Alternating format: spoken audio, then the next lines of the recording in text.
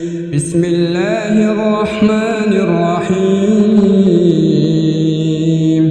سبح اسم ربك الأعلى الذي خلق فسوى والذي قدر فهدى والذي أخرج المرعى فجعله غثاء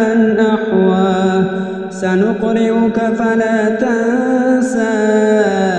إلا ما شاء الله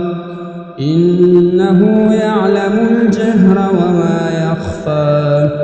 ونيسرك لليسرى فذكر إن نفعت الذكرى سيذكر من يخشى ويتجنبها الأشقى الذي يصلى النار الكبرى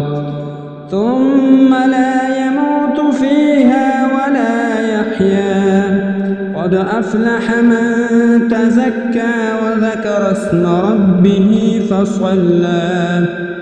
بل تؤثرون الحياة الدنيا والآخرة خير وأبقى إن هذا لفي الصحف الأولى صحف إبراهيم وموسى.